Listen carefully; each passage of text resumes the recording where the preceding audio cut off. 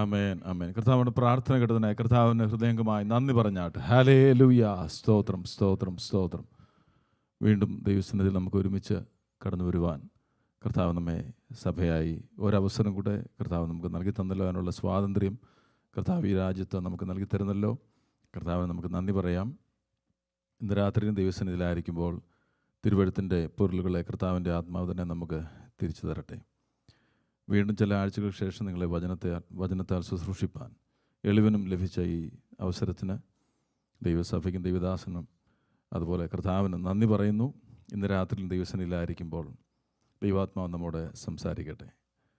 കഴിഞ്ഞ നാളുകളിൽ നമ്മൾ ലേഖനങ്ങളിലൂടെ കടന്നു പോവുകയാണ്.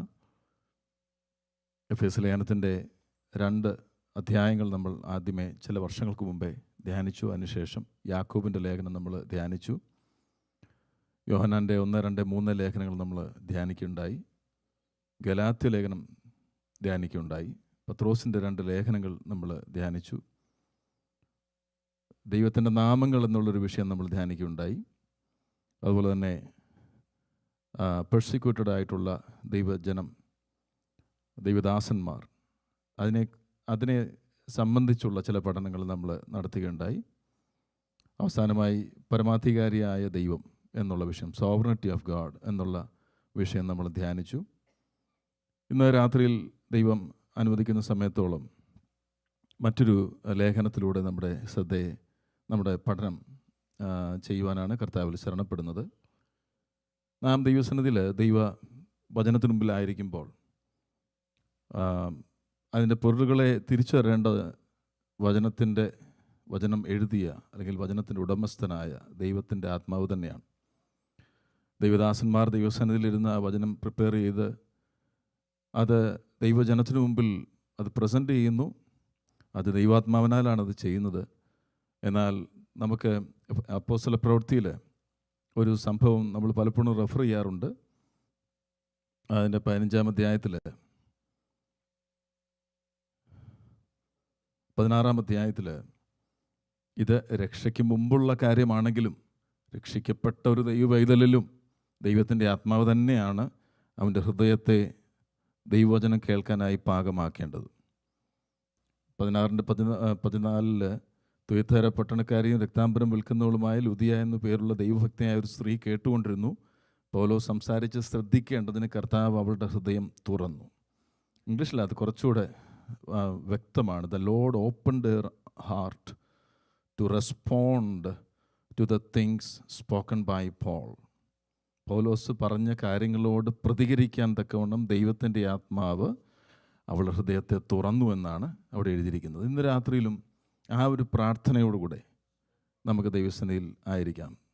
നാം പഠിപ്പും വിദ്യാഭ്യാസവും ഒക്കെ ഉള്ളവരായതുകൊണ്ട് കേട്ടത് മനസ്സിലാക്കാൻ നമുക്ക് കഴിയുമെങ്കിലും അതിനോട് പോസിറ്റീവായിട്ട് പ്രതികരിക്കണമെങ്കിൽ ദൈവാത്മാവ് നമ്മുടെ ഹൃദയത്തെ പാകമാക്കണം. വിത്ത് വിതയ്ക്കാനായി പുറപ്പെട്ടപ്പോൾ 4 വിധത്തിൽ അതിനോടുള്ള പ്രതികരണം നമുക്ക് കാണാൻ കഴിഞ്ഞു. 1, ഈ വഴിയരികെ വീഴുന്നു. 2, പാറസ്ഥലത്ത് വീഴുന്നു. 3, മുള്ളിനിടയിൽ വീഴുന്നു. 4, നല്ല നിലത്ത് വീഴുന്നു. ആ നല്ല നിലത്ത് വീണ വിത്ത് പോലെ 30, 60, 100 മേനിയായി വിള കഴിക്കുവാൻ നമ്മുടെ ഹൃദയമായി തീരണം. അത് വിശദീകരിച്ച് കർത്താവ് തന്നെ അടുത്ത ഭാഗങ്ങളിൽ കൊടുത്തിട്ടുണ്ട്. എന്താണ് ഈ മുള്ളെന്നും എന്താണ് ഈ പാറസ്ഥലമെന്നൊക്കെ. നല്ല നിലമായി നമ്മുടെ ഹൃദയം മാറട്ടെ. നമ്മളൊരു ദൈവവചന ഭാഗം എടുക്കുമ്പോൾ അത് നമ്മൾ തന്നെ ദൈവവചനം പഠിക്കുന്നവരാണല്ലോ, അല്ലെങ്കിൽ വായിക്കുന്നവരാണല്ലോ. അതെങ്ങനെയാണ് നമുക്ക് മനസ്സിലാക്കാൻ സാധിക്കുന്നത്? പ്രത്യേകിച്ചും പുതിയ നിയമത്തിൻ്റെ ലേഖനങ്ങളിലൂടെ കടന്നു പോകുമ്പോൾ ആ ലേഖനത്തിനൊരു പശ്ചാത്തലമുണ്ട്. ആ ലേഖനം എഴുതാനൊരു സന്ദർഭവും പശ്ചാത്തലമൊക്കെ ഉണ്ട്. വെറുതെ ഒരു ലേഖനം എഴുതാമെന്ന് പറഞ്ഞെങ്കിൽ എഴുതുകയല്ല. മിക്കവാറും ലേഖനങ്ങൾ എഴുതിയത് പീഡനത്തിന് നടുവിലായിരിക്കുന്ന ദൈവജനത്തെ വിശ്വാസത്തിൽ ഉറപ്പിച്ചു നിർത്തുന്നതിന് വേണ്ടിയാണ് ലേഖനങ്ങൾ മിക്കവാറും എഴുതിയിരിക്കുന്നത്. ചില ലേഖനങ്ങൾ ദുരുപദേശത്തിനെതിരെ വ്യക്തമായി ദൈവജനത്തെ താക്കീത് വാണിംഗ് കൊടുത്തുകൊണ്ട് എഴുതിയിട്ടുണ്ട്. അതാണ് പത്രോസിൻ്റെ 2-ാം ലേഖനം അല്ലെങ്കിൽ ഗലാത്യ ലേഖനം. ഇതൊക്കെ ദുരുപദേശത്തിനെതിരെ വാണിംഗായിട്ട് എഴുതിയ ലേഖനങ്ങളാണ്. എന്നാൽ പീഡനത്തിന് നടുവിലായിരിക്കുന്ന ദൈവസഭയെ വിശ്വാസത്തിൽ ഉറപ്പിച്ചു നിർത്തുവാൻ വേണ്ടി അപ്പോസ്തലന്മാർ എഴുതിയ ലേഖനങ്ങളിൽ ഒന്നാണ് പത്രോസിൻ്റെ 1-ാം ലേഖനം, അതുപോലെ യാക്കോബിൻ്റെ ലേഖനം, ഈ ലേഖനങ്ങളൊക്കെ നമ്മൾ പഠിച്ചതാണ്. അപ്പോൾ നമ്മളൊരു ലേഖനം വായിക്കുമ്പോൾ അതിൻ്റെ ആ എൻ്റയർ ലേഖനത്തിൻ്റെ ഒരു പശ്ചാത്തലം മനസ്സിലാക്കിയാൽ ആ ലേഖനങ്ങളിലെ ഓരോ വാക്യങ്ങളിലൂടെ നമ്മൾ കടന്നു പോകുമ്പോൾ നമുക്കത് കൂടുതൽ അർത്ഥവത്തായിട്ട് നമ്മുടെ ഹൃദയങ്ങളിൽ ദൈവത്തിൻ്റെ ആത്മാവ് പ്രകാശിപ്പിക്കും. ഒരു വാക്യം എടുക്കുമ്പോൾ ആ വാക്യത്തിൻ്റെ ഇതിങ്ങനെയാണ് പറയുന്നത് എളുപ്പത്തിന് വേണ്ടി വാക്യത്തിൻ്റെ മുകളിലും താഴെയുമുള്ള വാക്യങ്ങളോട് നോക്കിക്കഴിഞ്ഞാൽ അതിൻ്റെ കോണ്ടെക്സ്റ്റ് നമുക്ക് ഇമ്മീഡിയറ്റ് ആയിട്ടുള്ള കോണ്ടെക്സ്റ്റ് പെട്ടെന്ന് പിടികിട്ടും. അതിനാണ് ഇമ്മീഡിയറ്റ് കോണ്ടെക്സ്റ്റ് എന്ന് പറയുന്നത്. ഇനി ആ ഭാഗം നമ്മൾ മനസ്സിലായില്ലെങ്കിൽ ആ പാസേജ് അല്ലെങ്കിൽ ആ ചാപ്റ്റർ അല്ലെങ്കിൽ ആ എൻ്റയർ ആ ലേഖനം ഒന്ന് വായിച്ചു നോക്കിയാൽ പെട്ടെന്ന് പിടികിട്ടുമോ ഇങ്ങനെയാണ് ഈ വാക്യം, ഇതുകൊണ്ടാണ് പൗലോസ് എഴുതിയിരിക്കുന്നത് അല്ലെ പത്രോസ് എഴുതിയിരിക്കുന്നതെന്ന് നമുക്ക് മനസ്സിലാക്കും. മാത്രമല്ല പുതിയ നിയമത്തിന് ഒരു കോണ്ടെക്സ്റ്റ് ഉണ്ട്, അത് കവനൻ്റൽ കോണ്ടെക്സ്റ്റ്, അത് ന്യൂ കവനൻ്റ്, പുതിയ നിയമത്തിൻ്റെ ഒരു പശ്ചാത്തലമുണ്ട്. ആ കാഴ്ചപ്പാട് വെച്ച് വേണം നമ്മൾ പുതിയ നിയമത്തിൻ്റെ ഓരോ വാക്യങ്ങളും വായിക്കാൻ. കാരണം ഇത് പുതിയ നിയമമാണ്. പഴയത് നീക്കി പുതിയത്, പഴയത് നിവർത്തിച്ച് പുതിയത് കർത്താവ് നമുക്ക് ഇൻസ്റ്റിറ്റ്യൂട്ട് ചെയ്തേക്കുന്ന. അപ്പോൾ അതിനൊരു പുതിയ നിയമത്തിന്, ന്യൂ ടെസ്റ്റ്മെൻറ്റിന് ഒരു കോണ്ടെക്സ്റ്റ് ഉണ്ട്. അതാണ് കവനൻ്റൽ കോണ്ടെക്സ്റ്റ് എന്ന് പറയും. മാത്രമല്ല എൻറ്റയർ സ്ക്രിപ്ചറിന്, എൻറ്റയർ തിരുവെഴുത്തിനൊരു കോണ്ടെക്സ്റ്റ് ഉണ്ട്. അതെന്താണെന്ന് ചോദിച്ചു കഴിഞ്ഞാൽ മനുഷ്യവർഗത്തെക്കുറിച്ചുള്ള ദൈവത്തിൻ്റെ ആ പദ്ധതി, അതിനോടുള്ള ബന്ധത്തിലാണ് ഈ എല്ലാ തിരുവെഴുത്തും നമ്മൾ പഴയതാണേലും പുതിയതാണേലും വായിക്കേണ്ടത്. ഞാനിപ്പോൾ പറഞ്ഞു പോയ ഒരു സെൻറ്റൻസിലേക്ക് ഞാൻ മടങ്ങി വരാം. എന്താണ് ദൈവം മനുഷ്യനെക്കുറിച്ച്, മനുഷ്യൻ്റെ സൃഷ്ടിപ്പ് മുതൽ ഉദ്ദേശിച്ചത്? മനുഷ്യനെ എന്തിനാണ് ദൈവം സൃഷ്ടിച്ചത്? അത് നാം മനസ്സിലാക്കേണ്ടത് അത്യാവശ്യമാണ്. Chief end of God in the creation of മാൻ. എന്തിനു വേണ്ടിയാണ് മനുഷ്യനെ ദൈവം സൃഷ്ടിച്ചത്? ദൈവത്തിലുടനീളം പഴയ നിയമത്തിലാണെങ്കിലും പുതിയ നിയമത്തിലാണെങ്കിലും അതിനെക്കുറിച്ചുള്ള സൂചനകൾ നമുക്ക് കാണാൻ സാധിക്കും. ഒരു സമ്മറിയായിട്ട് പറഞ്ഞാൽ തനിക്കു വേണ്ടി ഒരു കൂട്ടം ജനം, അല്ലെങ്കിൽ ഇങ്ങനെ പറയാം, I am theirs and they are mine, ഞാൻ അവരുടേത് അവരെൻ്റേത് എന്ന് പറയുന്ന ഒരു കൂട്ടം ജനം, അതാണ് ദൈവത്തിൻ്റെ ലക്ഷ്യം. അങ്ങനെ ഒരു ജനവിഭാഗത്തെ ദൈവം ആഗ്രഹിക്കുന്നത് നമുക്കൊരു വാക്യത്തിലൂടെ അത് നമുക്ക് കൂടുതൽ മനസ്സിലാക്കാൻ സാധിക്കും. പുറപ്പാട് പുസ്തകം 19-ാം അധ്യായത്തിൻ്റെ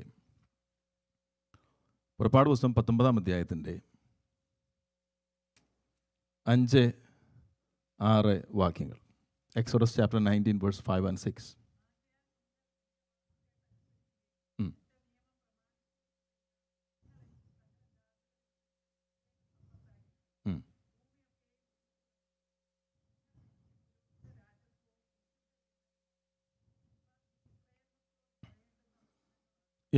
ദൈവം, പരിശുദ്ധനായ ദൈവം മനുഷ്യനെക്കുറിച്ചുള്ള തൻ്റെ ആഗ്രഹം താൻ വെളിപ്പെടുത്തുന്നത് എൻ്റെ വാക്ക് കേട്ടനുസരിക്കുകയും എൻ്റെ നിയമം പ്രമാണിക്കുകയും ചെയ്താൽ നിങ്ങൾ എനിക്ക് സകല ജാതികളിലും വെച്ച് പ്രത്യേക ഒരു സമ്പത്തായിരിക്കും. ഭൂമിയൊക്കെയും എനിക്കുള്ളതല്ലോ. നിങ്ങൾ എനിക്ക്, ഇനി അടുത്ത വാക്യം നമുക്ക് പുതിയ നിയമത്തിലും കാണാൻ സാധിക്കും, നിങ്ങൾ എനിക്ക് ഒരു പുരോഹിത രാജ്യത്വം, പുതിയ നിയമത്തിൽ വന്നപ്പോൾ രാജകീയ പുരോഹിത വർഗം എന്നാണ് എഴുതിയിരിക്കുന്നത്, വിശുദ്ധ ജനവും ആകും. അപ്പോൾ ദൈവത്തിൻ്റെ ആഗ്രഹം എന്താ? മനുഷ്യനെ സൃഷ്ടിച്ചതിലൂടെ, കർത്താനദാസൻ പലപ്പോഴും പറയാൻ, to reflect his image on this earth, ദൈവത്തെ പ്രതിഫലിപ്പിക്കുക. ഇവിടെ ദൈവം പറയുന്നത് എന്താണ്? നിങ്ങൾ എനിക്കൊരു വിശേഷ സമ്പത്താണ്. ഇംഗ്ലീഷിൽ പറഞ്ഞിരിക്കുന്നത്, now then if you will indeed obey my voice and keep my covenant, then you shall be my own possession among all the peoples. പിന്നെ പറയുന്നത്, you shall be to me a kingdom of priests and a holy nation. എത്ര അനുഗ്രഹിക്കപ്പെട്ട ഒരു അവസ്ഥയിലേക്കാണ് മനുഷ്യനെ ദൈവം കൊണ്ടുവരുവാൻ അവരെ വിളിക്കുന്നത്. To call out a people for his name, അവൻ്റെ നാമം വഹിക്കുന്ന ഒരു ജനം. എക്കാലവുമുള്ള ദൈവത്തിൻ്റെ മനുഷ്യനെക്കുറിച്ചുള്ള ലക്ഷ്യമാണ്. അതിൽ ആദമിനെയും ഹവ്വയും അപ്രകാരമാണ് ദൈവം സൃഷ്ടിച്ചത്. പക്ഷേ ആദം ഹവ്വ ദമ്പതികൾ പാപത്തിൽ വീണു. അതുമൂലം എല്ലാവരും, റോമാലേഖനത്തിൻ്റെ അടിസ്ഥാനത്തിലാണെങ്കിൽ എല്ലാവരും പാപം ചെയ്യുകയാൽ ദൈവദേശത്ത് വിട്ടകന്ന് പോവുകയാണ്. ഇസ്രായേലിനെ ദൈവം തിരഞ്ഞെടുക്കുകയാണ്. ഇസ്രായേലിനെ ദൈവം തിരഞ്ഞെടുക്കുമ്പോൾ ഒരു വ്യക്തിയെയാണ് ആദ്യം തിരഞ്ഞെടുക്കുന്നത്. യെശയ്യാ പ്രവചനം 51:2 ഐസയ്യാ ചാപ്റ്റർ 51 വേഴ്സ് 2.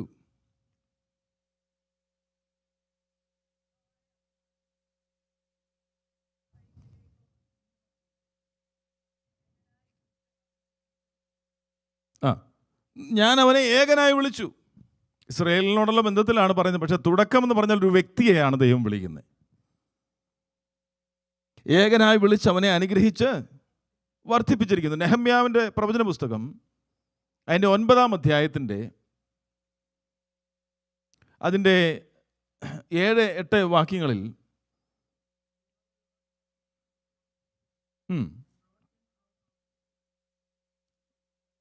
അതെ, കൽദയ പട്ടണമായ ഊരിൽ നിന്ന് കൊണ്ടുവന്ന് അവനെ അബ്രഹാം എന്ന് പേരിട്ട ദൈവമായ യഹോവ നീ തന്നെ. എന്നാൽ മുന്നോട്ട് പോയപ്പോൾ ഇസ്രായേൽ ദൈവത്തെ എന്ത് ചെയ്യുകയാണ്? തള്ളിക്കളയുകയാണ്. യെശയ്യാ പ്രവചനത്തിലേക്ക് നാം മടങ്ങിപ്പോയാൽ അതിൻ്റെ 8-ാം അധ്യായത്തിൻ്റെ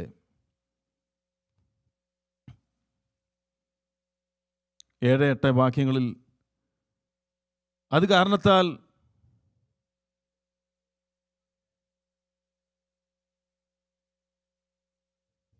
ദൈവത്തിൻ്റെ ജനമായ ഇസ്രായേലിനെ അവരെ ദൈവം തള്ളിക്കളഞ്ഞപ്പോൾ, ദൈവത്തെ അവർ തള്ളിക്കളഞ്ഞു.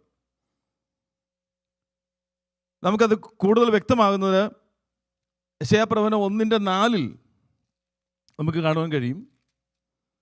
അയ്യോ പാപമുള്ള ജാതി, അകൃത്യഭാരം ചുമക്കുന്ന ജനം, ദുഷ്പ്രവൃത്തിക്കാരുടെ സന്തതി, വഷളായി നടക്കുന്ന മക്കൾ, അവർ യഹോവയെ ഉപേക്ഷിച്ചു, ഇസ്രായേലിൻ്റെ പരിശുദ്ധനെ നിരസിച്ച് പുറങ്ങോട്ട് മാറിക്കളഞ്ഞിരിക്കുന്നു. സംഖ്യാപുസ്തകം 14-11 ഇതേ ഭാഗം തന്നെ നമുക്ക് കാണാൻ സാധിക്കും.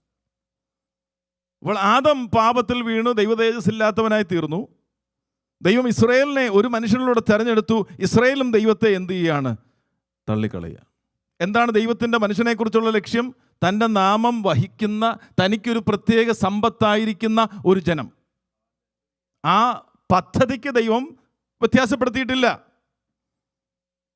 മത്തായി സുവിശേഷം 12-ാം അധ്യായം വരെ ഇതാ നമുക്ക് കാണുവാൻ കഴിയുന്നത്. എന്നാൽ 13-ൽ കർത്താവ് സഭയെക്കുറിച്ചുള്ള ചില ഉപമകളാണ് 13-ാം അധ്യായത്തിൽ നമുക്ക് കാണാൻ കഴിയുന്നത്. അത് വിശദമാക്കുന്നില്ല.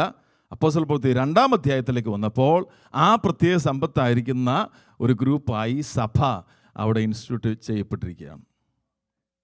അപ്പോൾ ദൈവത്തിൻ്റെ എന്നുമുള്ള ഒരു ലക്ഷ്യം എന്ന് പറഞ്ഞാൽ തൻ്റെ നാമം വഹിക്കുന്ന ഒരു കൂട്ടം ജനം.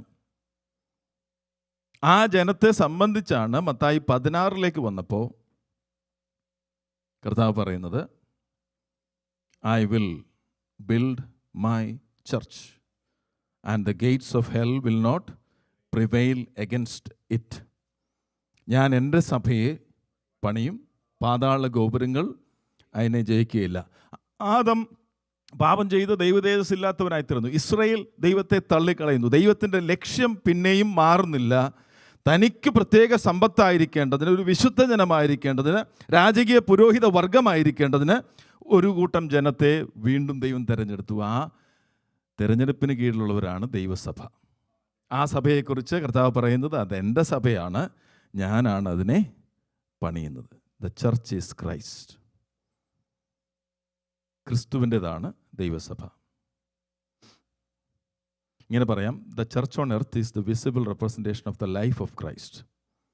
അതായത് ക്രിസ്തുവിൻ്റെ ജീവൻ പ്രതിദാനം ചെയ്യുന്ന ഒരു ഗ്രൂപ്പാണ് ദൈവസഭ എന്ന് പറയുന്നത്. കർത്താവ് പറഞ്ഞു, യോഹന്നാന്റെ സുവിശേഷം 10-ാം അധ്യായത്തിൻ്റെ 10-ാം വാക്യത്തിൽ, അറുപ്പാനും മുടിപ്പാനും, കൊല്ലുവാനും അറുപ്പാനും മുടിപ്പാനുമാണ് കള്ളൻ വരുന്നത്. ഞാൻ വരുന്നതോ ജീവൻ കൊടുപ്പാനും സമൃദ്ധിയായി ജീവൻ കൊടുപ്പാനും അത്രേ ഞാൻ വരുന്നത്. മോഷ്ടിപ്പാനും അറക്കുവാനും മുടിപ്പാനും അല്ലാതെ കള്ളൻ വരുന്നില്ല. അവർക്ക് ജീവൻ ഉണ്ടാകുവാനും സമൃദ്ധിയായി ഉണ്ടാകുവാനും അത്രേ ഞാൻ വന്നിരിക്കുന്നത്. യോഹന്നാന്റെ 1-ാം ലേഖനം 5:12 വായിക്കാമോ? യോഹന്നാൻ്റെ 1 ലേഖനം 5:12. 1 John chapter 5 verse 12. പുത്രനുള്ളവന് ജീവനുണ്ട്, ദൈവപുത്രൻ ഇല്ലാത്തവന് ജീവനില്ല. അപ്പൊ പുത്രൻ ഉള്ളവരാണ് ദൈവസഭ, ജീവൻ ഉള്ളവരാണ് ദൈവസഭ.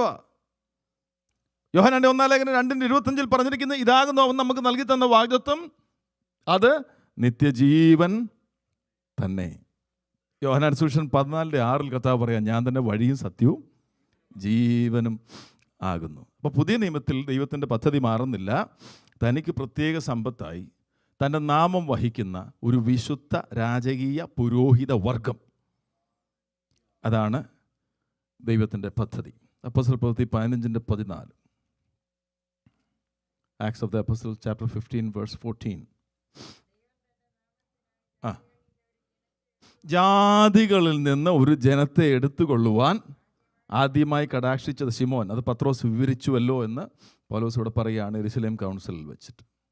അപ്പോൾ അവിടെ എന്താ സംഭവിച്ചതെന്ന് ചോദിച്ചാൽ, ജാതികളിൽ നിന്നും ഒരു കൂട്ടം ജനത്തെ ദൈവം തനിക്ക് സമ്പത്തായി തിരഞ്ഞെടുക്കുകയാണ്. ഈ തിരഞ്ഞെടുത്ത ഗ്രൂപ്പിനെ ഗലാത്യ ലേഖനത്തിലേക്ക് പോകുമ്പോൾ നമുക്ക് അവിടെ കൂടുതൽ വ്യക്തമാകും. ജാതികളിൽ നിന്ന് മാത്രമല്ല എന്നവിടെ എഴുതിയിട്ടുണ്ട്. ഗലാത്യ ലേഖനം അതിൻ്റെ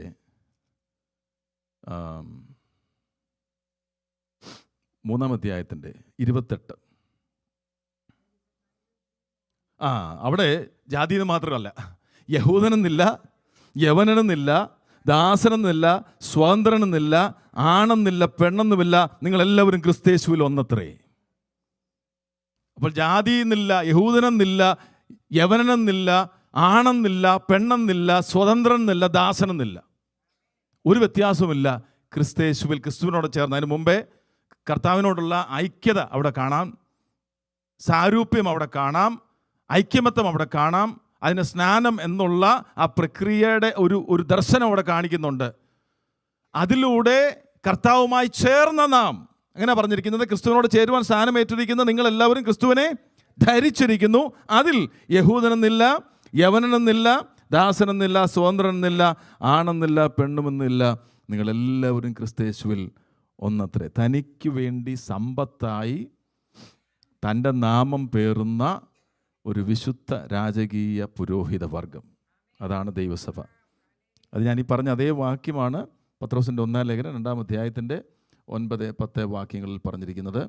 അതിനായി നിങ്ങളോ അന്ധകാരത്തിൽ നിന്ന് തൻ്റെ അത്ഭുത പ്രകാശത്തിലേക്ക് നിങ്ങളെ വിളിച്ചവൻ്റെ സദ്ഗുണങ്ങളെ ഘോഷിപ്പാൻ തക്കവണ്ണം തിരഞ്ഞെടുക്കപ്പെട്ട ഒരു ജാതിയും രാജകീയ പുരോഹിത വർഗവും വിശുദ്ധ വംശവും സ്വന്ത ജനവും. അതെ, അവിടെ കർത്താവിൻ്റേതെന്ന് പറയുന്ന എത്ര വാക്കുകളുണ്ടെന്ന് നോക്കിക്കേ.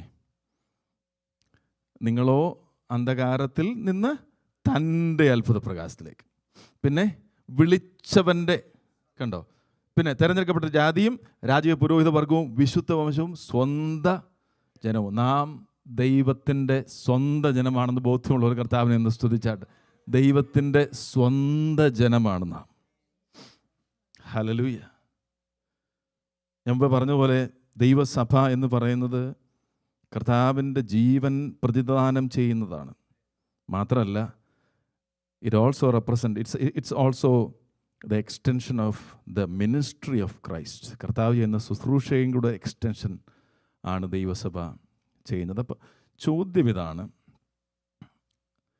എങ്ങനെയാണ് ഒരു ദൈവസഭയ്ക്ക് കർത്താവിൻ്റെ ജീവനെ, കർത്താവിൻ്റെ നാമത്തെ പ്രതിദാനം ചെയ്യാൻ കഴിയുന്നത്?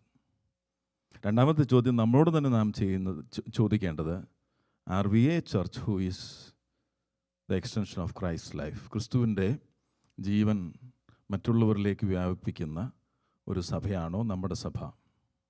എങ്ങനെ ഒരു സഭയ്ക്ക് അപ്രകാരം ആയി മാറുവാൻ കഴിയും? ഒരു ചർച്ച്, ഒരു ഐഡിയൽ ചർച്ച്, ഒരു മാതൃകാ സഭ എപ്രകാരം ഒക്കെയുള്ള ക്വാളിറ്റീസ് അവർ റെപ്രസെൻ്റ് ചെയ്യും? ഒരു മാതൃകാ ചർച്ച്. ഇവിടെ ഒരു കാര്യം കൂടെ പറഞ്ഞിട്ട് മുന്നോട്ട് പോകാൻ ആഗ്രഹിക്കുക. ദൈവം, ഞാൻ പറഞ്ഞതുപോലെ, തനിക്ക് വേണ്ടി പ്രത്യേക സമ്പത്തായി ജാതികളിൽ നിന്നും യഹൂദനിൽ നിന്നും യവനിൽ നിന്നും ഒക്കെ വിളിച്ചു വേർതിരിക്കപ്പെട്ടവരുടെ കൂട്ടമാണ് ദൈവസഭയെന്ന് പറഞ്ഞു. എന്താണ് അവരെക്കുറിച്ചുള്ള ദൈവത്തിൻ്റെ ഉദ്ദേശം? നമ്മൾ ദൈവസന്നിധിയിൽ കടന്നു വന്നിരിക്കുകയാണ്. നമ്മെക്കുറിച്ചുള്ള ദൈവത്തിൻ്റെ ഉദ്ദേശം എന്താ? തിമോത്തിയോസിൻ്റെ 2-ാം ലേഖനം 1:9. 2 Timothy chapter 1 verse 9.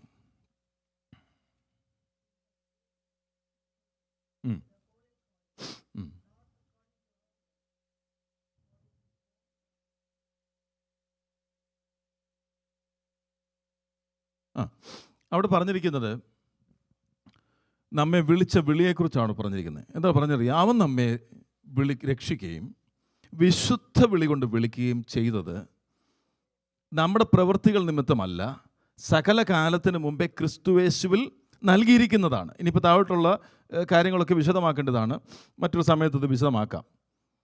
ഈ ഒരു ഭാഗം കരച്ചിലോടുകൂടി അല്ലാതെ വായിക്കാൻ സാധിക്കില്ല, ആത്മാർത്ഥതയുണ്ടെങ്കിൽ. അവിടെ പറഞ്ഞിരിക്കുന്നത് എന്താ അറിയാവോ? അവൻ നമ്മെ രക്ഷിച്ചു, വിശുദ്ധ വിളി കൊണ്ട് വിളിച്ചു. അത് നമ്മുടെ പ്രവൃത്തി കാരണമല്ല, സകല കാലത്തിനും മുമ്പേ ക്രിസ്തു യേശുവിൽ നമുക്ക് നൽകിയതാണെന്ന്. എന്നിട്ട് അടുത്തത് സുവിശേഷത്താൽ നമുക്ക് ലഭിച്ച അനുഗ്രഹങ്ങൾ പറഞ്ഞുകൊണ്ട് മരണം നീങ്ങി അക്ഷയത വന്നു എന്നൊക്കെയാണ് താഴോട്ട് എഴുതി വെച്ചിരിക്കുന്നത്. ഇവിടെ ആ 9-ാം വാക്യത്തിൽ ദൈവം നമ്മെ വിളിച്ചു, കർത്താവ് നമ്മെ, അല്ലെങ്കിൽ ദൈവം നമ്മെ ക്രിസ്തു യേശുവിൽ തൻ്റെ പുത്രനോട് വിളിച്ച വിളിയെപ്പറ്റി പറഞ്ഞിരിക്കുന്നത് അവൻ നമ്മെ വിളിച്ചു.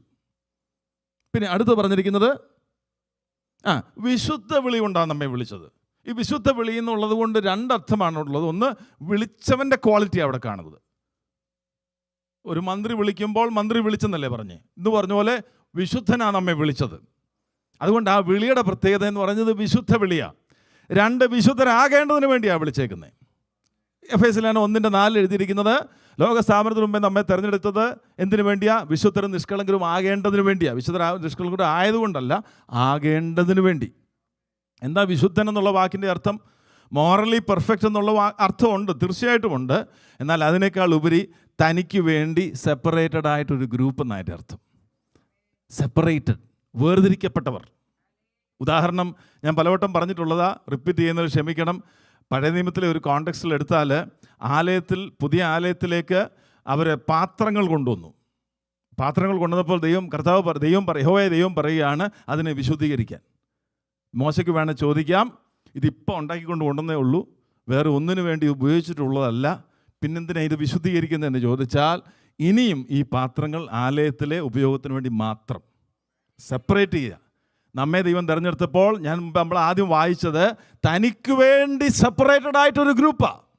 തനിക്കൊരു സമ്പത്താകേണ്ടതിന്, വിശുദ്ധ രാജകീയ പുരോഹിത വർഗമാകേണ്ടതിന്. അതാ വിശുദ്ധൻ എന്നുള്ളതിൻ്റെ അർത്ഥം.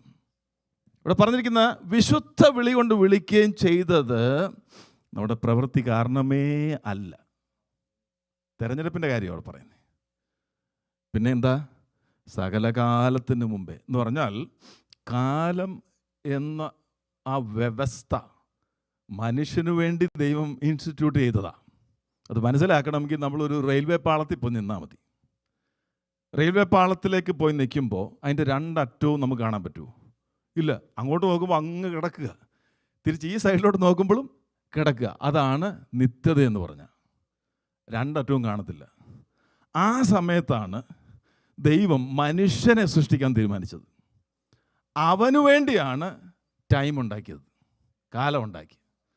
അപ്പോൾ ആ പാളത്തിലെ ഒരു സർട്ടൺ പോർഷൻ നമ്മളിങ്ങ് വകഞ്ഞു മാറ്റുകയാണെങ്കിൽ അതിനാണ് ടൈം എന്ന് പറയുന്നത്. അത് ലിമിറ്റഡാണ്.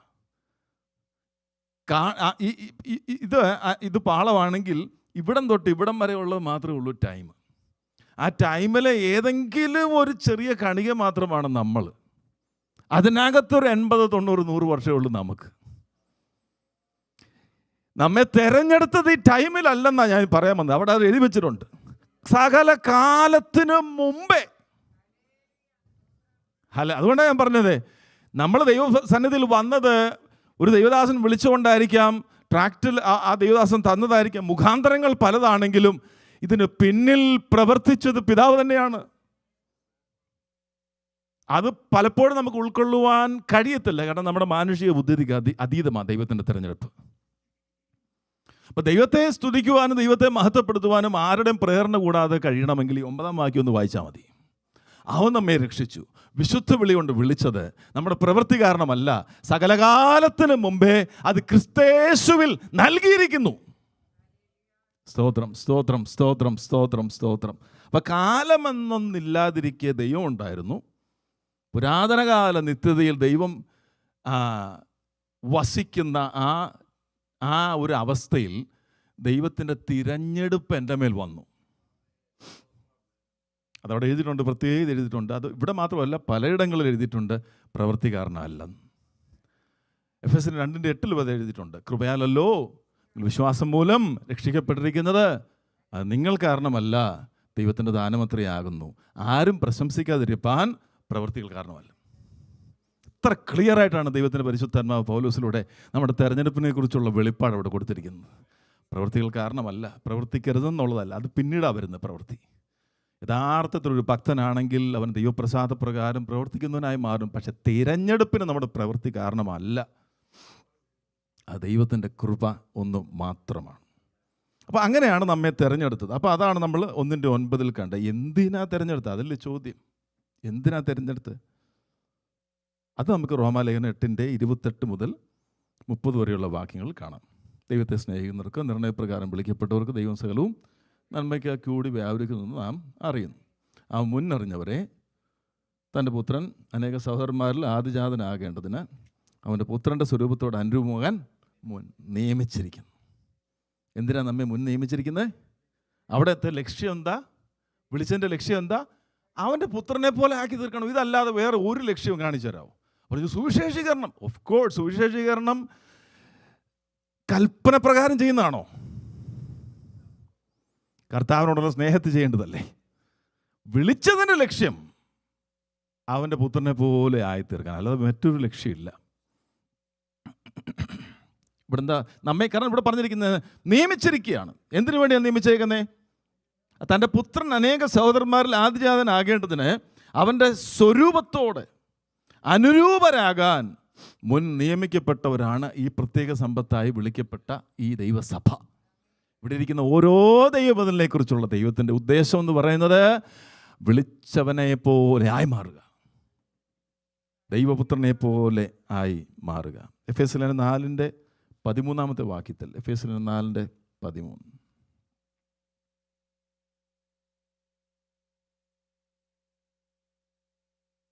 ആ 4:11 മുതൽ 13 വരെയുള്ള വാക്യങ്ങളാണ്.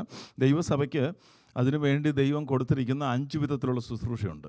ഈ 5 വിധത്തിലുള്ള ശുശ്രൂഷയും ഈ ഒരു ഉദ്ദേശത്തിന് വേണ്ടിയാണ്. ഏത്? ദൈവ പൈതലിനെ ദൈവം എന്തിനു വേണ്ടി വിളിച്ചോ അതിലേക്ക് അവരെ എത്തിക്കാൻ തക്കവണ്ണം ദൈവം വ്യവസ്ഥ ചെയ്തിരിക്കുന്ന 5 വിധത്തിലുള്ള 5 ഫോൾഡ് മിനിസ്ട്രീസാണ്. ദൈവം എന്തെല്ലാം പരിപാടികളാണ് ചെയ്തല്ലേ? തൻ്റെ പുത്രനെ അയച്ച് ഭൂമിയിൽ പുത്രൻ്റെ രക്തത്താൽ നമ്മെ വിലക്കി വാങ്ങി, പിന്നെ പ്രത്യേക സമ്പത്തായിരിക്കേണ്ടതിന് ഒരു ഗ്രൂപ്പായി ദൈവസഭയിലാക്കി. ആ സഭയിലാക്കിയപ്പോൾ ദൈവത്തിൻ്റെ ഉദ്ദേശം തൻ്റെ പുത്രനെ പോലെ ഇവരെയെല്ലാം ആക്കി മാറ്റണം. അതിനുവേണ്ടി ദൈവം 5 വിധത്തിലുള്ള ശുശ്രൂഷകരെയും ആ സഭയിൽ നൽകി. അതിൻ്റെ ലക്ഷ്യമെല്ലാം ഒന്ന് തന്നെയാണ്. അവിടെ പറഞ്ഞിരിക്കുന്നത്, അവൻ ചിലരെ അപ്പോസ്തലന്മാരെയും പ്രവാചകന്മാരെയും സുവിശേഷന്മാരെയും ഇടയന്മാരെയും ഉപദേഷ്ടാക്കന്മാരെയും നിയമിച്ചിരിക്കുന്നു. അത് നാം എല്ലാവരും വിശ്വാസത്തിലും ദൈവത്തിനെക്കുറിച്ചുള്ള പരിജ്ഞാനത്തിലുള്ള ഐക്യതയും തികഞ്ഞ പുരുഷത്വവും ക്രിസ്തുവിൻ്റെ സമ്പൂർണ്ണത പ്രായത്തിൻ്റെ അളവും പ്രാപിക്കുവോളം വിശുദ്ധന്മാരുടെ യഥാസ്ഥാനത്തിനായിട്ടുള്ള ശുശ്രൂഷയുടെ വേലയ്ക്കും ക്രിസ്തുവിൻ്റെ ശരീരത്തിൻ്റെ ആത്മീയ വർധനവിനും ആണ്. ആത്യന്തികമായി നമ്മെക്കുറിച്ചുള്ള ദൈവത്തിൻ്റെ ലക്ഷ്യമാണ് 28 മുതൽ 30 വരെയുള്ള വാക്യങ്ങൾ 8-ാം അധ്യായത്തിൽ വായിച്ചത്. എന്താണെന്നറിയാമോ? അവിടുത്തെ പുത്രനെ പോലെ ആയി മാറുക. To conform to the image of his son. എഫെസ്യ ലേഖനം കർത്താവിൻ്റെ ദാസൻ ഇവിടെ പഠിപ്പിച്ചിട്ടുണ്ട്. ഞാൻ ആദ്യത്തെ 2 അധ്യായങ്ങളിൽ ഇവിടെ പഠിപ്പിക്കാൻ അവസരം ലഭിച്ചിട്ടുണ്ട്. എഫെസ്യ ലേഖനം എന്ന് പറയുമ്പോൾ 4-ാം അധ്യായത്തിലേക്ക് വരുമ്പോൾ ഒരു ദൈവസഭയുടെ, ഒരു മാതൃകാ ദൈവസഭയുടെ അടിസ്ഥാനപരമായ ഉപദേശങ്ങൾ നമുക്ക് കാണാൻ കഴിയും. അടിസ്ഥാനപരമായ ഉപദേശങ്ങൾ പറഞ്ഞാൽ ഉപദേശത്തിൻ്റെ അടിസ്ഥാനം കാണാൻ കഴിയും. ഈ 8 കാര്യങ്ങൾ അവിടെ കാണാം. 4-ാം അധ്യായത്തിൻ്റെ 4 മുതലുള്ള വായിച്ച്. നിങ്ങളെ വിളിച്ചപ്പോൾ അവിടെ 1 എന്ന് എഴുതിയിരിക്കുന്ന 8 കാര്യങ്ങളുണ്ട്. ഒന്ന് വായിച്ചോട്ടെ. നിങ്ങളെ വിളിച്ചപ്പോൾ ഏക പ്രത്യാശയ്ക്കായി വിളിച്ചപ്പം പ്രത്യാശ 1. ഇവിടെ ഇരിക്കുന്ന എല്ലാവരുടെയും പ്രത്യാശ എന്താ? ഒന്ന് തന്നെ, ഏക പ്രത്യാശ. ഇനി പ്രത്യാശ എന്താണെന്നുള്ളത് നമ്മൾ നേരത്തെ വിശദമാക്കിയിട്ടുണ്ട്, അതിലേക്ക് പോകുന്നില്ല.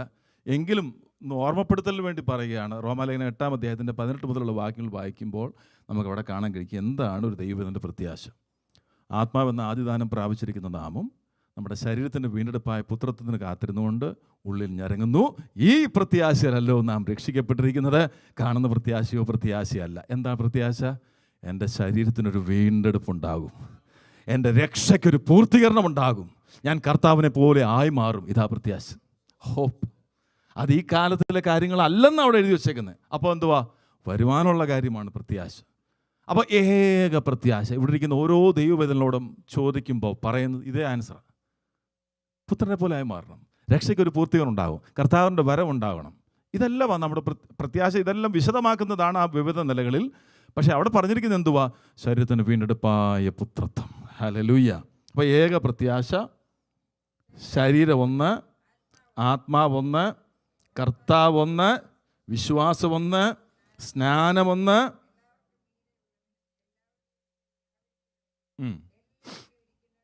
ദൈവമൊന്ന്, പിതാവൊന്ന്.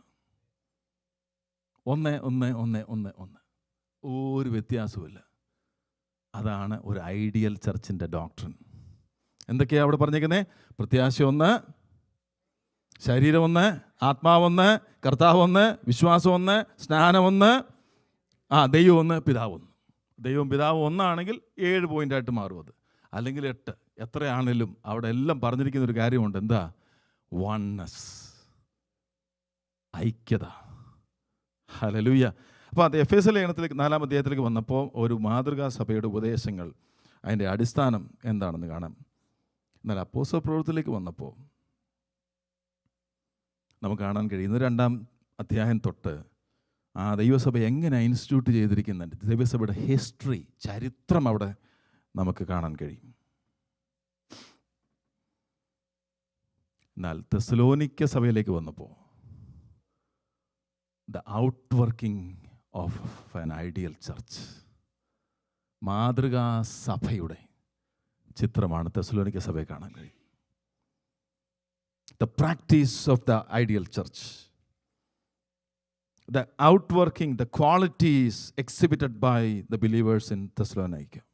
തെസ്സലോനിക്കയിലുള്ള ദൈവസഭ ഒരു മാതൃകാ സഭയാണ്. എഫേസ്യ ലേഖനത്തിൽ നമ്മൾ പറഞ്ഞു, 4-ാം അധ്യായത്തിൽ നമ്മൾ കണ്ടു ഉപദേശങ്ങൾ എന്തായിരിക്കണമെന്നും മാതൃകാ സഭയുടെ ഉപദേശങ്ങൾ എന്തായിരിക്കണം, അതിൻ്റെ അടിസ്ഥാനം എന്താണെന്ന് നമുക്ക് കാണാം.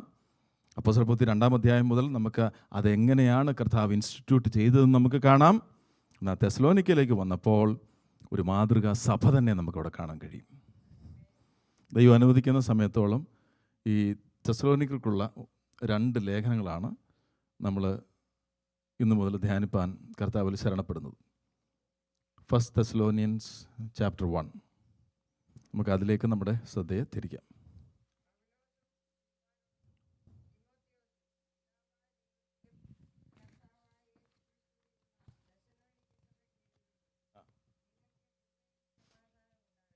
Thank you. പൗലോസിനെ സംബന്ധിച്ചിടത്തോളം ഞാൻ ചെറിയൊരു ഒരു പഠനം നടത്തിയപ്പോൾ താൻ കാലത്ത്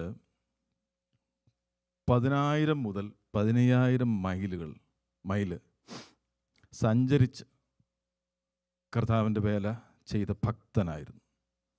ഈ 10,000 മൈൽ എന്ന് പറഞ്ഞാൽ 16,000 കിലോമീറ്റർ മുതൽ 24,000 കിലോമീറ്റർ വരെ. മെയിൻലി സഞ്ചരിച്ചത് കാൽനടയാണ്. ചില ഭാഗങ്ങൾ താൻ സഞ്ചരിച്ചത് കടൽ വഴിയാണ്, അല്ലെ കപ്പൽ വഴിയാണ്.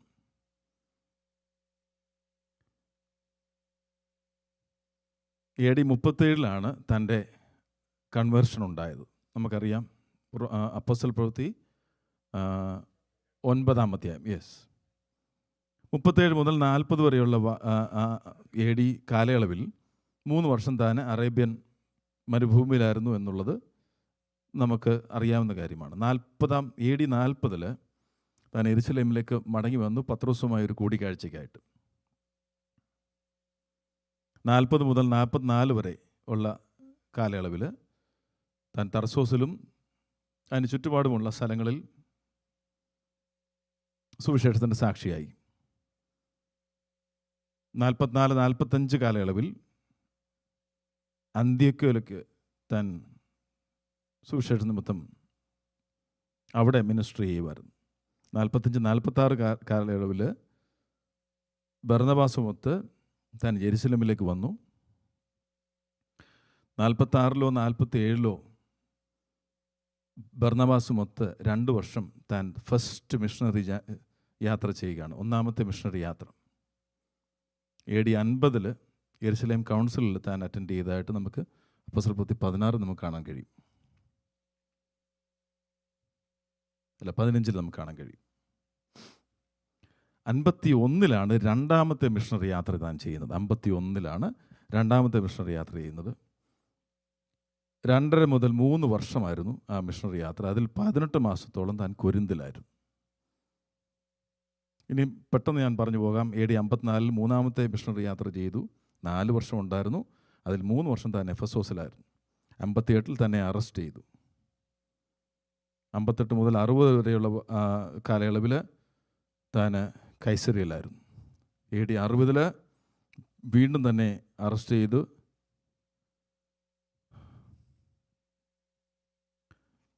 AD 61 താൻ റോമിൽ എത്തിച്ചേർന്നു. 61 മുതൽ 63 വരെയുള്ള വാക്യങ്ങൾ താൻ ഹൗസ് അറസ്റ്റിലായിരുന്നു 2 വർഷം. 63 തന്നെ ഹൗസ് അറസ്റ്റിൽ നിന്ന് റിലീസ് ചെയ്തു. 66-ലോ 67-ലോ തന്നെ വീണ്ടും അറസ്റ്റ് ചെയ്തു. 67-ൽ നീറോയുടെ പെർസിക്യൂഷനിൽ താൻ കൊല്ലപ്പെടുകയാണ്. ഇതാണ് ഈ ഭക്തൻ്റെ ചരിത്രം. ഇതിൽ രണ്ടാമത്തെ മിഷണറി യാത്രയിൽ താൻ യാത്ര ചെയ്ത് അത് നമുക്ക് കാണുവാൻ കഴിയുന്നത് അപ്പോസ്തലപ്രവൃത്തി 16, 17, 18 അധ്യായങ്ങളിലാണ്. അതിൽ 17-ൻ്റെ 1 വായിച്ച്.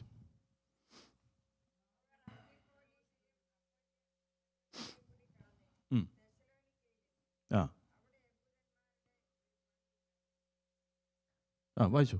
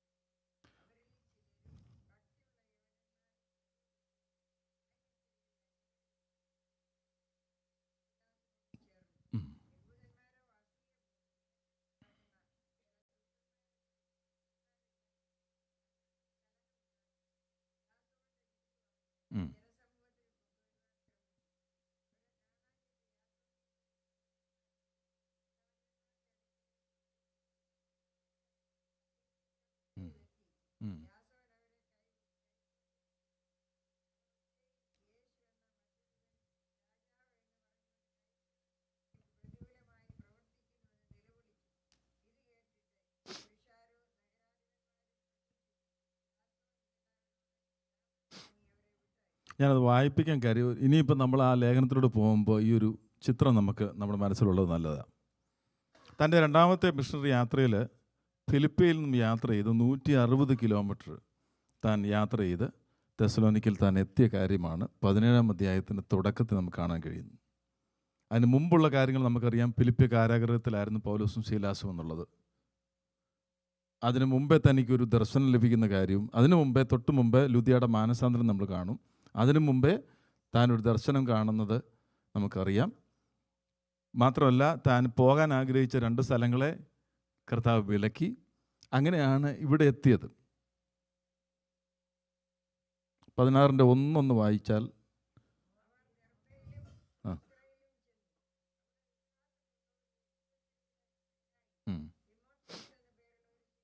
തിമോത്തിയോസിനെയും കൂടെ നമുക്കവിടെ കാണാൻ കഴിയും. അവൻ്റെ അപ്പൻ യവനനായിരുന്നു. അവൻ ലുസ്രയിലും ഇക്കോന്യയിലുമുള്ള സഹോദരന്മാരെ നല്ല സാക്ഷ്യം കൊണ്ടവനായിരുന്നു. അവൻ തന്നോടുകൂടെ പോകണമെന്ന് പൗലോസ് ഇച്ഛിച്ചു. അവൻ്റെ അപ്പൻ യവൻ എന്ന് അവിടെയുള്ള യഹൂദന്മാരെല്ലാം അറിഞ്ഞിരിക്കയാൽ അവനെ വിചാരിച്ച് അവരെ പരിച്ഛേദന കൽപ്പിച്ചു. അപ്പോൾ ആരൊക്കെയുണ്ട് കൂടെ? തിമോത്തിയോസ് ഉണ്ട്, ശീലാസ് ഉണ്ട്, അല്ലെങ്കിൽ സിൽവാനോസ് എന്നാണ് പറയുന്നത്, അത് ശീലാസാണ്. അങ്ങനെ അവർ അംഫിപ്പോലിസിലും അപ്പൊലോനിയയിലും കൂടെ കടന്ന് തെസ്സലോനിക്കയിൽ എത്തി. പൗലോസ് ചെല്ലുമ്പോൾ അവിടെ എന്തോ താൻ അന്വേഷിച്ചത്, ഒരു സിനഗോഗ് ഉണ്ടോ എന്ന് അന്വേഷിച്ചു. പതിവ് പോലെ അവരുടെ അടുക്കൽ ചെന്ന് 3 ശബത്തിൽ തിരുവെഴുത്തുകളെ ആധാരമാക്കി അവരോട് വാദിച്ചു. വഴക്കുണ്ടാക്കി എന്നുള്ളതല്ല ഇവിടെ പറയുന്നത്, റീസൺ ചെയ്തു എന്നുള്ളതാണ്. വാദിക്കുക എന്ന് പറഞ്ഞാൽ റീസൺ ചെയ്യുക.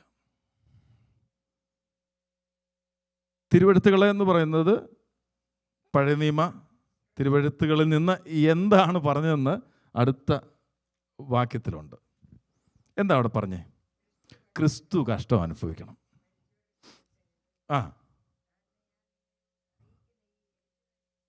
യേശു തന്നെയാണ് ക്രിസ്തു. ഞാൻ പറയുന്ന ഈ യേശു തന്നെയാണ് മശിക. ക്രിസ്തു എന്ന് പറഞ്ഞാൽ മശിക എന്നാണ് പഴയ നിയമത്തിൻ്റെ ഭാഗങ്ങളെടുത്ത് 3 ശബത്ത് എന്നാണ് അവിടെ പറഞ്ഞിരിക്കുന്നത്. 3 ശബത്തിനേക്കാൾ കൂടുതൽ അവിടെ നിന്നിട്ടുണ്ട്. കാരണം അവിടെ നിൽക്കുന്ന സമയത്താണ് പൗലോസ് കൈകൊണ്ട് വേല ചെയ്തു എന്നുള്ള ഭാഗം നമ്മൾ കാണാൻ കഴിയുന്നത്. സസ്റ്റനൻസിന് വേണ്ടി താൻ ജോലി ചെയ്യുകയാണ് അവിടെ. മാത്രമല്ല ഫിലിപ്പിയിൽ നിന്ന് താൻ ഒരു കളക്ഷൻ എടുക്കുന്നുണ്ട് തൻ്റെ അവിടുത്തെ സസ്റ്റനൻസിന് വേണ്ടി. അപ്പോൾ 3 ശബത്ത് എന്ന് പറഞ്ഞാൽ 3 ആഴ്ചയില്ലായിരുന്നുള്ളൂ. അത്രയല്ല അവിടെ താൻ നിന്ന്, അതിൽ കൂടുതൽ താൻ അവിടെ നിൽക്കുന്നുണ്ട്. സംഭവിച്ചത് എന്താണെന്ന് ചോദിച്ചാൽ, ഒരു വലിയ കൂട്ടം ജനം, മാന്യ സ്ത്രീകളിൽ അനേകരും വിശ്വസിച്ച് പൗലോസിനോടും ശീലാസിനോടും ചേർന്നു. ദൈവപ്രവൃത്തി മനുഷ്യരിലൂടെയാണെങ്കിലും ദൈവമാണ് ചെയ്യുന്നത്. അത് വീണ്ടും നമ്മൾ ഇതിനെക്കുറിച്ച് ചിന്തിക്കുമ്പോൾ, ഈ തെസ്സലോനിക്ക സഭയെപ്പറ്റി ചിന്തിക്കുമ്പോൾ, ദൈവം ഉപയോഗിച്ച, അല്ലെങ്കിൽ അവിടെ ഒരു പ്രവർത്തനം തുടങ്ങാൻ വേണ്ടി ഉപയോഗിച്ച ഈ ദൈവദാസന്മാരെ അവിടുന്ന് അവരെ ആട്ടി ഓടിച്ചിട്ടും ദൈവസഭയെ ദൈവം പണിയുന്നുണ്ട്. അതാ ദൈവത്തിൻ്റെ പ്രവൃത്തി. അതുകൊണ്ടാണ് കർത്താവ് മത്തായി 16 പറഞ്ഞിരിക്കുന്നത്, ഞാൻ എൻ്റെ സഭയെ പണിയുമെന്നാണ് പറഞ്ഞിരിക്കുന്നത്. പാതാള ഗോപുരങ്ങൾ എന്നെ ജയിക്കുകയില്ല. അപ്പോൾ തുടക്കമിട്ട ആ ദൈവദാസനെ അവിടുന്ന് ഓടിച്ചു, അത് കൂടെ നിന്ന് ദൈവദാസന്മാരെയും ഓടിച്ചു. പക്ഷെ ദൈവത്തിൻ്റെ പ്രവൃത്തിക്ക് മാറ്റം വന്നിട്ടില്ല. കാരണം പണിയുന്നവൻ ദൈവമാണ്. സ്തോത്രം. അവിടെ പറഞ്ഞിരിക്കുന്ന കാര്യങ്ങൾ ലൂക്കോസ് വളരെ ക്ലിയറായിട്ട് ആ കാര്യം എഴുതിയിരിക്കുന്നത്. അവരിൽ ചിലർ, ഭക്തിയുള്ള യവനന്മാരിൽ ഒരു വലിയ കൂട്ടം. ഈ അവരിൽ ചിലർ എന്ന് പറഞ്ഞാൽ യഹൂദന്മാരാണ്. പിന്നെ യഹൂദന്മാരിൽ വലിയൊരു കൂട്ടം. പിന്നെ മാന്യസ്ത്രീകൾ അനേകർ. ചിലർ, വലിയ കൂട്ടം, അനേകർ. എണ്ണം പറഞ്ഞിട്ടില്ല. പൗലോസിനോട് ശീലാസിനോടും ചേർന്നു.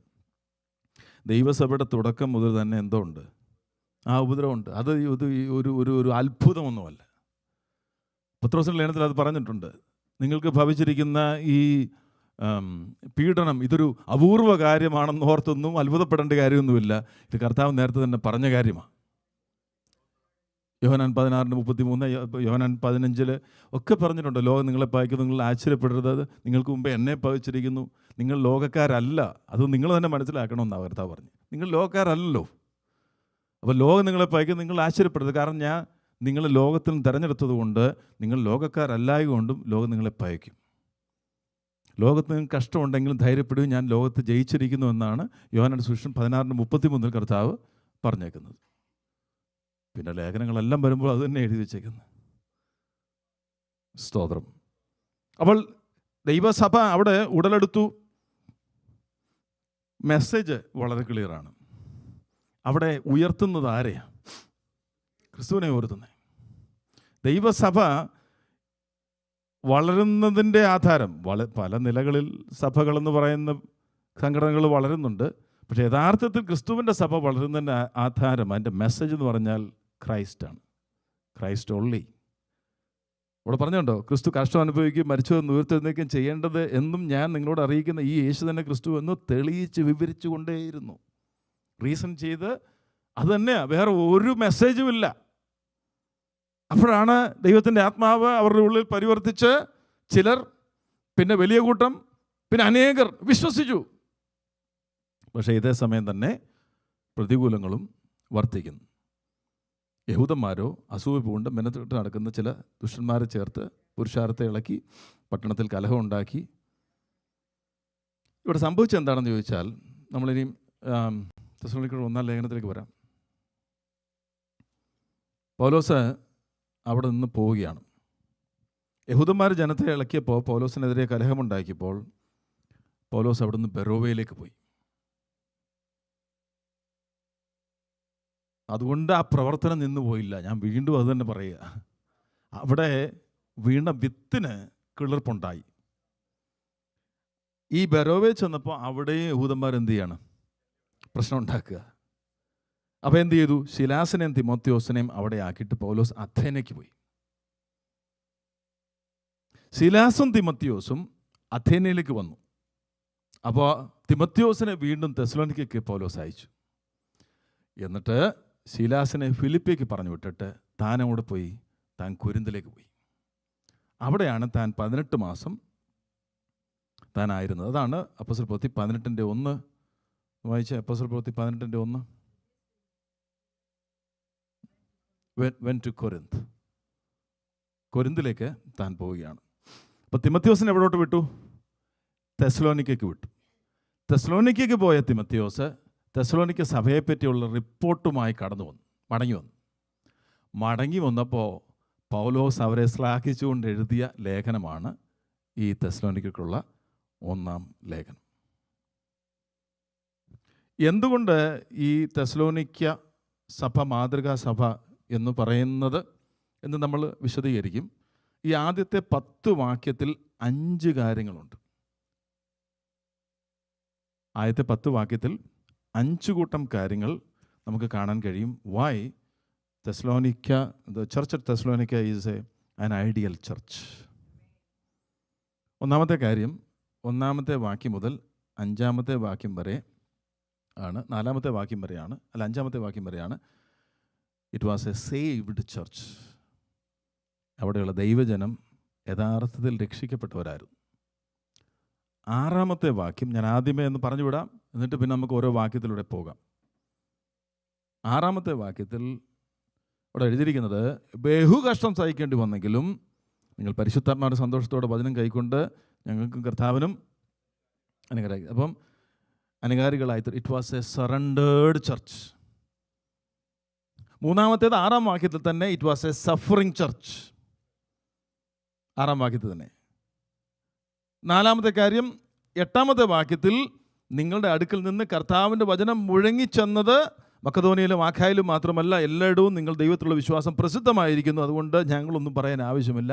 It was a soul winning church. അത് ആത്മാക്കളെ നേടുന്ന സഭയായിരുന്നു. ഇനി 10-ാം വാക്യത്തിൽ, തൻ്റെ പുത്രനും വരുവാനുള്ള കോപത്തിൽ നമ്മെ വിടുവിക്കുന്നതിനുമായി യേശു സ്വർഗത്തിൽ നിന്ന് വരുന്നത് കാത്തിരിക്കുന്ന സഭയായിരുന്നു. It was a second coming church. കർത്താവിൻ്റെ 2-ാം വരവിന് വേണ്ടി കാത്തിരിക്കുന്ന ഒരു സഭയായിരുന്നു തെസ്സലോനിക്ക സഭ. ഈ 10 വാക്യങ്ങളിൽ 5 കാര്യം നമ്മൾ കാണുന്നു. ഒന്ന്, it was a saved church. It was a surrendered church. It was a suffering church. It was a soul winning church. Second coming church. ഇനി ആ 1-ാമത്തെ വാക്യം ഒന്ന് വായിച്ചേ.